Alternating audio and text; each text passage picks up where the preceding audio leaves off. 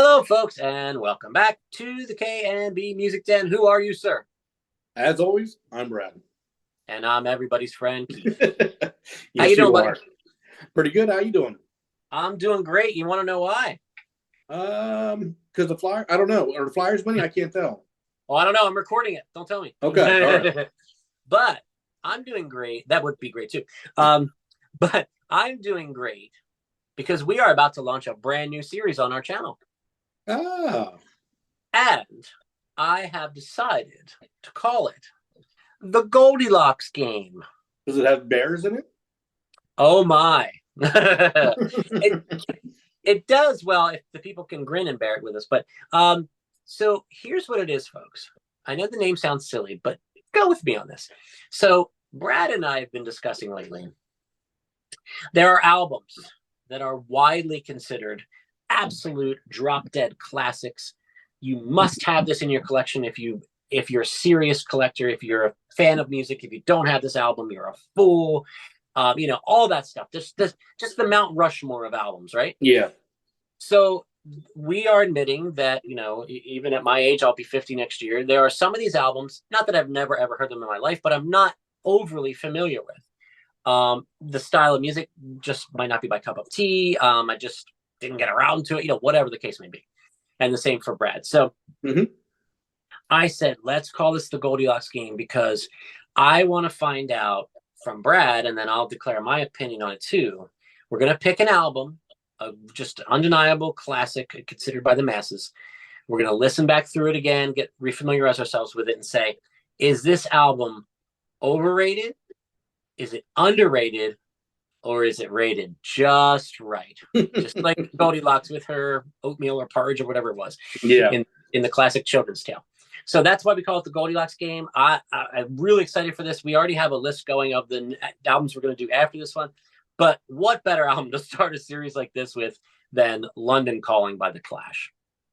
Right? It's a big album. It's a biggie, man. And just to show the folks how biggie it is, in this book, now again, some people say Rolling Stone, who cares what they think? I think this was back many years ago when this one was put out, when they had a little bit more clout, I think. But this is their 500 greatest albums of all time. I got the huge version of the book. Total music nerd, you had to have the book. So London Calling. Now think about all the great albums that you love, Brad, in the whole world.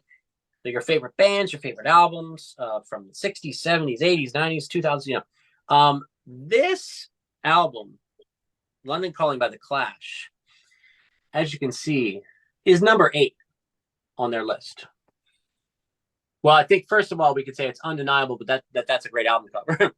Oh, that's a great album cover. Yeah. So number 8, and then in this book that's from VH1, 100 Greatest Albums, it shows up at number 25. Okay. Which is still incredibly high. Incredibly high. Yeah. So you're already showing your hand a little bit here. Oh, not necessarily. Not necessarily. Okay. So Brad, I gave you the homework. Refamiliarize yourself with this album. Let's talk about it. So Sure. I'm going to put you on the spot first. What's your history with The Clash? What were your thoughts before you revisited the album? Where do you stand? Overrated, underrated, or people have got it just right? They rated it perfectly. Well, originally, this is an album that I did visit a long time ago.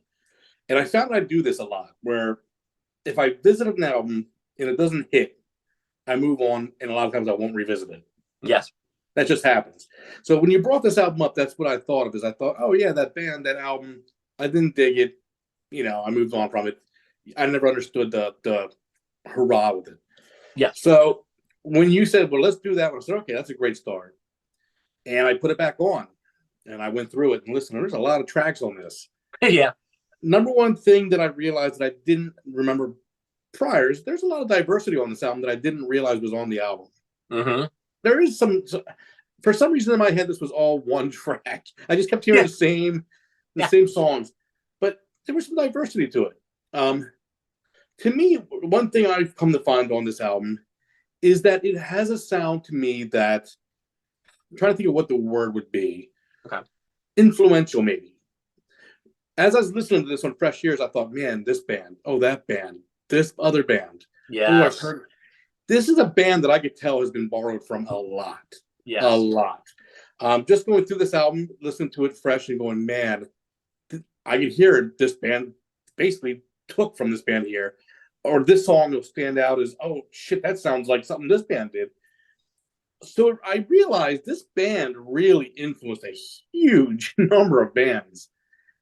For me personally, if I were rating and listing 100, 200, 300 albums, would this be my number 25? Probably not. Would it be my Yeah. number 8? Definitely not. Can I see how it can get there? Sure. Hmm. Because you can see the influence this album had. There's Yeah. not many albums. If I were to list the top 10 influential albums, this would probably be on it for me. Because Mm. there's a whole group of punk rock, mall pop, all those like punk bands, and even Yeah. like your singer songwriters who have like the edge to them, where it's got that vibe. You can tell these guys like the Clash. There's definitely a Yeah. Clash vibe here, and Yeah. I can see Springsteen hopping on stage with the Clash. I mean, I can Yeah. just see so many bands interfacing with this band that, yeah, I think in top, if you were to put the like an influential status, this is a very influential band. For me, do I think this album as itself is a top 10 album? Probably not. Um, so it makes it tricky on rating because when I look at it, for me, it's low. I mean, I would say it's overrated, Yeah. but I could totally see where some huge bands in this world would call it just right or underrated, and it would Yeah. make total sense to them. So because of that, I got it listed probably just right. Okay. Yeah. Yeah. Well, you know what, man? I want to congratulate you because everything you just said was very enlightening to me. Okay. Um, and it's a lot of things that were kind of bubbling around in my head. I didn't know how to say. So thank you. Um, Now, again, you brought up influential, Yeah. and notice what both of these books say. What do they say? Greatest. Greatest. Yeah. Okay. So, what are we talking about here? Are we talking about our favorite albums? Are we Mm-hmm. talking about the best albums ever recorded? Well, what does that even mean? Yeah. Um, the greatest. But you brought another word into the fray here, which I'm thankful you did because it's interesting to me. Influential. Well, So, influential makes it interesting because when you yeah, hear it translate into so much music and so many bands take sound and lead from it, you realize how powerful the album was because yes, of how much it moves other music and how much total genres and total sounds came from them. It definitely gives power to the album. yes. Now you know that I recently moved, and I'm going somewhere with this. That I recently moved from Lancaster over one county over to York, Pennsylvania. Downgrade, yeah. Well, yeah, I'm hearing that a lot, but we won't get into that. But so as you probably know, as I told you, a few miles from my house is Ico's Music Trade. The owner, I believe his name is Paul. I've been getting to know him better. He's older than me. He's been in the game a long time. So I was there recently to check in on something quick, and I knew that we were going to be doing London Calling as this first in the Goldilocks scheme thing. Yeah. So I happened upon it. I happened upon it on CD, and I bought it. And I just realized I forgot to bring it down here, but that's okay because I showed the cover. But so I bought it on CD for $5.99, a clean copy. So that's a Great great deal. buy. So here's what I did. I didn't tell you this yet. There was one other gentleman in the store that seemed to be a regular, seemed to be friends Okay. with the, and he's picking out some CDs, and they were talking about some other music and stuff, as you do, which is Oh, yeah. great. The great reason of you can pull up music on your phone all you want. The record store can never be replaced because of those conversations, Exactly. you know, and finding out about new music from the guy standing next to you in line, and I mean that will never die, Yep. thank God. So anyway, so I saw the CD, and I'm thinking, yeah, I'm probably gonna buy this. So I turned to the owner and I said, I have a question for you. I said, and I showed him the album cover. I said, all my life, I haven't really been able to fully get into this album. I appreciate what it is, what it meant, all that. I said, it's certainly a really good album. I enjoyed listening to it. I said, but all the, top 10 of all time and, all these accolades, I said, I just don't quite get it. And Yeah. I said, I said to him and the guy, there, I said, just tell me, I said, is it me? And or am I kind of on the right track Yeah. with this? Or is it me? Is the problem with me? And he looked at me and he said, well, since you're asking me, I will answer you respectfully. It's you. It was coming. Yeah. Yeah. Yeah. And he said, and here's why. And he proceeded to go on for at least 5 minutes. And it was, I wish I was recording on my phone what he said, Yeah. because I would just quote him and it would be better than anything I'd say. But Yeah. he was just talking about being around at the time and what this album meant and how it took punk to a whole different place, and the Hmm. diversity in music, how there's touches of reggae here, there's the saxophone Yep. solos, different kinds of beats, there's and I think for me with this album, I'm way more enraptured by the musicality than I am by the vocals and the lyrics. Sure. So now I know that that's what punk music is. And maybe I'm not a huge fan of punk music because I don't know why. Maybe, I grew up with different things where I get it, where part of punk music is just kind of yelling into the microphone, and it doesn't necessarily matter if you're fully on key, and it doesn't really necessarily matter if you have that even that good of a voice. Um, I mean, you know how long it took me to come around to really diving into Bob Dylan and appreciating him because of the voice. Yeah. And that's something I had to learn on my own, that yeah, that was me, that was a shortcoming of mine, Hmm. because you can't imagine anyone else singing those amazing songs. um and Neil Young took me a while to warm up to until I got older and stuff, and now I'm obsessed with all these great artists. um so I've been waiting, and I've listened to this a bunch of times leading up to this video. I've been waiting for those vocals to kind of click for me. Hmm. um they have a bit more. But I'm still, yeah, more into the music than the vocals and lyrics of this album. I appreciate the lyrics for what they say, and I've been reading up on some of it and stuff. And Yeah, I mean, in its own way, it's very brilliant. But when I think of all the albums in the world, and I think of all the albums that I own and that I've listened to countless times, and if I were to make a list, I mean, I may sound like a fool to a lot of the folks here, but I don't even think it would be in my top 100. I mean, I get what you're saying because Yeah, each individual person has their top 100 that is their yeah, top 100. yeah. What I'm trying to do here is picture in my head, because if I took everybody in the world's top 100, where would it fall into that? That's what I'm trying to think of, is Sure, sure. where would it fall? Not just in mine, because there'd be some crazy shit on there and it wouldn't make Yeah, yeah, sense. But if yeah, I took everybody's top 100, should it be in the top 15, 20? And I would probably say yeah. I'd probably say yeah. I mean, to me, punk, like you said, you have a hard time getting into punk. It's probably the purest music on earth. I mean, those yeah, guys are the do it yourself punk rock genre. They don't care about yeah, corporate labels, or they'll start it themselves. They'll do the albums themselves. They'll do the artwork. They'll do their own T-shirts in the basement. They'll all stage their own concerts. I mean, they just go. They don't need to be signed. And the music means something to them. It's a lot more sometimes than some pop artists to have someone writing their songs. So yeah. to have them have a band like the Clash is kind of their guiding light to a lot of bands. That's Oh, a well put, big well put. statement. I mean, that's a big, you know, it's hard to take a Joe Strummer or something. Like on my honeymoon, I went to the Niagara Bar to go see Jesse Malin, because he Oh, owns the establishment. And yeah, on the side of the building is a huge mural of Joe Strummer, yeah. huge.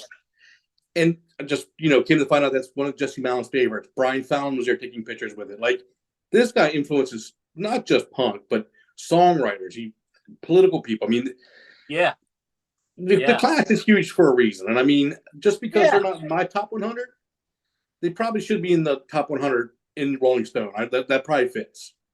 Oh, yeah. Well, and again, like,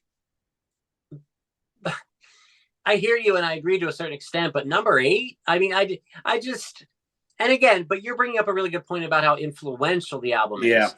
I mean, I'm just one guy who has one set of ears that has certain tastes. Hmm. So it wouldn't fall anywhere remotely close to number eight if I made a list. Yeah, But but if you're a punk rock band and this is your Abbey Road, that's what that album is to them. I mean, that's exactly, yeah. exactly. Um, but I I just think of, and again, maybe part of it's when I grew up, but then again, the flip side to that argument is, well, I wasn't even alive when the Beatles and the Stones were at their heyday, and Exactly. that shit's in my top 10. You know what I mean? So it's like, Yeah. that really can't be it, right? Nope. So, um, but I think of albums that I know you and I both are obsessed with, like, just randomly, I'll pick out from the 90s, The Bends by Radiohead. Yeah. I mean, for me, if I had never heard either of these albums, The Clash, Hmm. London Calling, or The Bends by Radiohead, and I put on the Clash album, then I put on the Radiohead album right afterwards, and someone said, "Talk about it. Tell me what you think." I Yeah. mean, it's not even close. I No. mean, like, the Radiohead album to me is like a miracle of modern life, you know. And to Yeah. me, and to me, London Calling that's a pretty cool album. You know what I mean? Yeah. Like, and again, it's probably like the guy said at the record store, it's probably me. No, and I think that's where I'm trying to look at this different because I went into this and Yeah, thought, well, if I just give my personal opinion on every album, there would be Rolling Stone would look stupid with just my 100. We'd leave yeah, out so many great albums. yeah, So I mean, I'm going into this looking like, okay, they're saying this is a lemon, this is a lime, and this is an orange, and they're saying, Brad, what is this? And if it's, I mean, to me, if it is an orange, and you're telling me it's an orange, I don't have to. It's not. I don't have to love oranges. I still can see it's an orange. Like yeah, exactly. this isn't my favorite album. I mean, I might buy it on vinyl now just because it is interesting and kind of so Yeah, influential.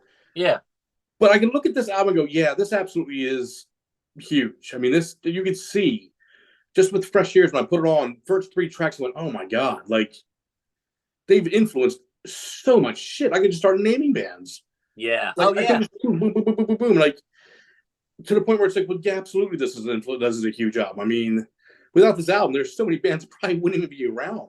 that's very, So very true. And I get that and respect yeah. that. Um, and I think, this is our first time doing this, and I think you you dialed in on what this series is about, and you came to a conclusion of kind of saying it's just right. Yeah. I went into this thinking it's not grossly overrated, but overrated if I had to pick something. Mm-hmm. But even just hearing you speak, I'm starting to change my mind. I'm starting to think that maybe it is rated just right. So Well, I'm you said it still, yourself when you went into the store and those yeah, two gentlemen basically shot you down for it. It is a very influential album. So when I take the top 100, I just go, okay, let's take everybody who's a music lover and put their top 100 in. This would not surprise me to be in the top 10. that's a great way to put it and to look Yeah, at it. Um, and another reason that we're doing this series, you and I have talked about this a bit already, as we already have some albums lined up to do for this that I think are really good choices, and I think are going to be great discussions and great things for our sure. Mm-hmm. viewers and subscribers to maybe dive back into, or maybe they already know them really well. But if nothing else, doing this series, there are so many things, and I kind of thought of the analogy of like the classic movies, where like I've never actually sat through Casablanca the whole way through, like, No, me neither. and it's like I should, you know what I mean? Like Yeah, there's certain things like you Gone with should. the Wind. Like now I have seen Rebel Without a Cause because I love James Dean. But there's so many classic movies that I've never even seen or just seen a Mm-hmm. few minutes of that I think, man, that's terrible. And that's kind of Mm-hmm. how I'm looking at this with these albums. Like, you know, leading up to this video the past couple of weeks, was it the first time I had ever heard the album London Calling? No. But No, I probably only heard it a couple times, me you too. know. Maybe once or twice. Could be 10 So years ago.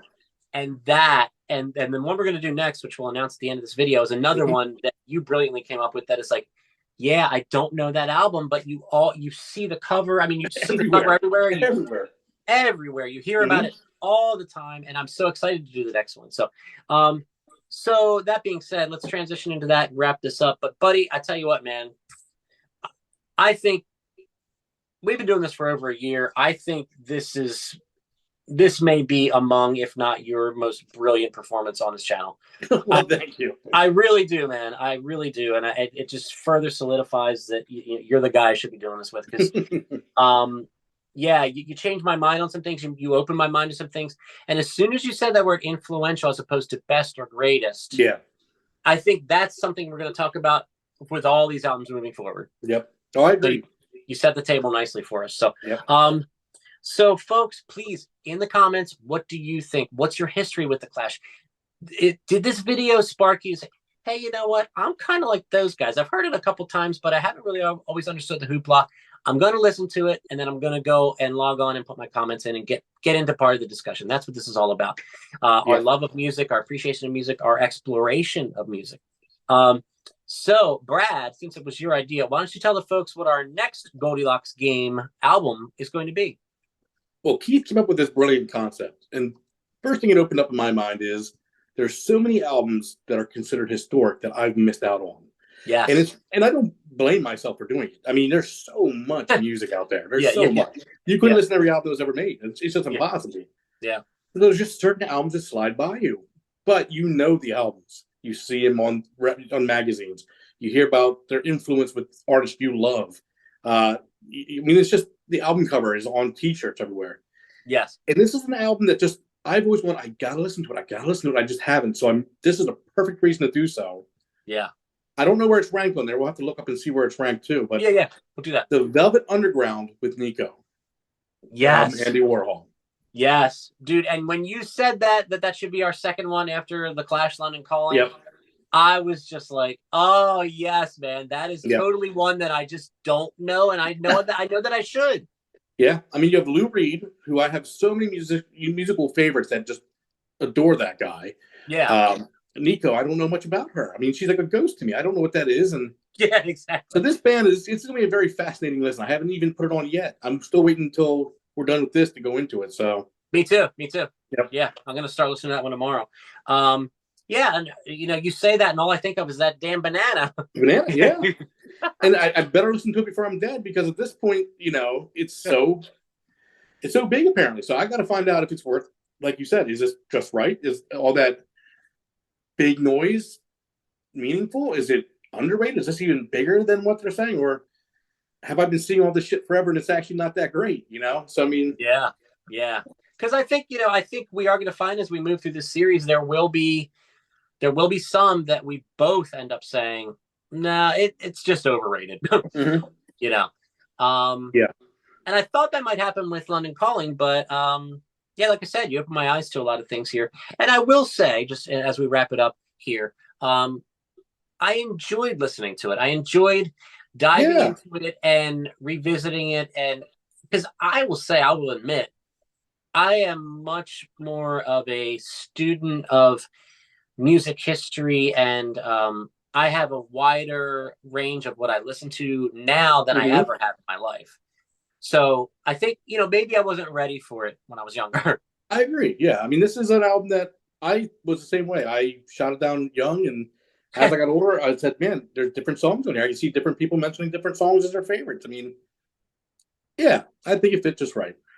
Yeah. And the other guy, I didn't catch his name, but the other guy who wasn't the owner of the store that was weighing in on the conversation said his favorite song, I believe it's called Clamp Down. Yeah. Yeah, he said that's his favorite. He said that's his favorite punk song of all time. Really? Yeah. Yeah. So yeah, look, I can't remember the names of my. That's the funny thing. There's a decent amount of tracks in this album. Well, that's the thing. I mean, it's really a double album, Yeah, it's a big album, but yeah, I mean, it's again, like you said, there's four of us. You got the two guys immediately shooting back. This is worth it. Upon my listen, I hear the influence, and yeah, so I mean, it makes sense to be where it is. Yeah. Well, I think this is going to be a really interesting series. I definitely want to keep this one going. Absolutely. We've got a couple more, even beyond Velvet Underground with Nico, that we won't reveal yet, but we've got a list going that I'm super excited about. Absolutely. So actually, folks, the other thing you could do in the comments, drop some ideas of what you want us to do for the Goldilocks game. It could be something that, we don't know, that you love and think is just among your favorite albums of all time, that maybe we're vaguely familiar. Maybe we are really familiar with it and love it too. Or maybe it's something we're like, man, I've kind of heard the name, but I don't know it, And that's, I mean, for us, for the two of us, that's just so exciting to dive into something that's so revered and so important that we don't really know, that's always exciting to explore new music. Certainly is. If you trace it all back, that's kind of why we started the channel. It is, yeah. So for, as always, Brad, I am your friend Keith, and welcome to the Goldilocks game. This was the Clash London Calling. Weigh in with your thoughts. Please subscribe to the channel, like this video, share it on social media, smash the bell for notifications.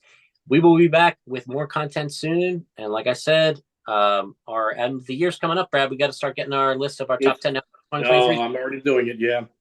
Yeah, it's a I'm daunting done with task, but also fun. it. Is. So, all right, folks, thanks for listening to us blab about the Clash. It's time for you to weigh in the comments. Take care.